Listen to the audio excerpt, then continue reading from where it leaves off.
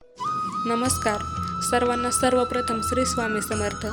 स्वामी भक्तांनो, आपल्या सर्वांचे आपल्या या चॅनलमध्ये सहर्ष असे मनपूर्वक स्वागत.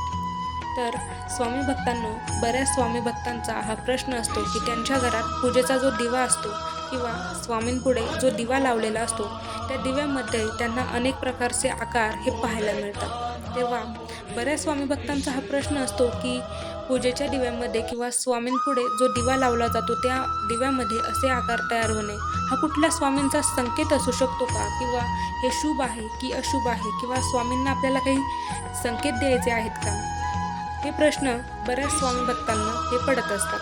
तर याच प्रश्नाचे उत्तर आज आपण या व्हिडिओच्या माध्यमातून देणार आहोत. त्यामुळे व्हिडिओ शेवटपर्यंत नक्की पहा. चला तर मग व्हिडिओला सुरुवात करूयात.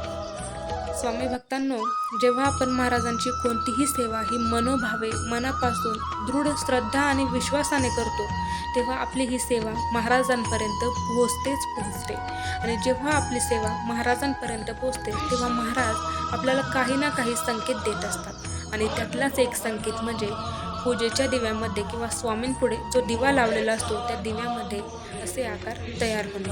हो, हा साक्षात रूपी श्री स्वामी समर्थ महाराजांचा आपल्याला संकेत असू शकतो. आपली सेवा जेव्हा महाराजांपर्यंत पोहोचते तेव्हा महाराज आपल्याला हे असे संकेत देत असतात.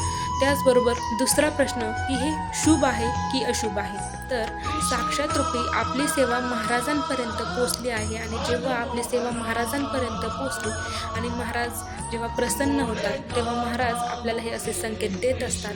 तर हे अतिशय शुभ आहे.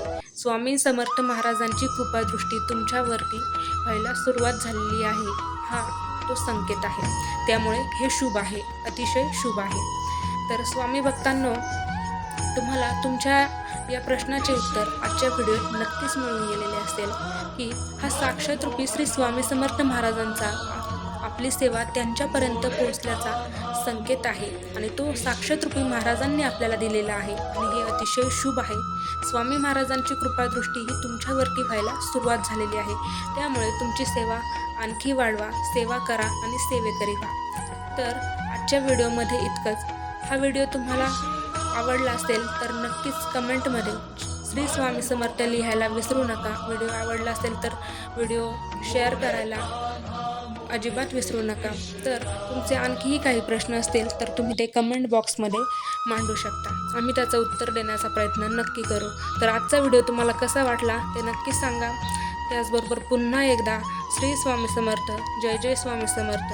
धन्यवाद.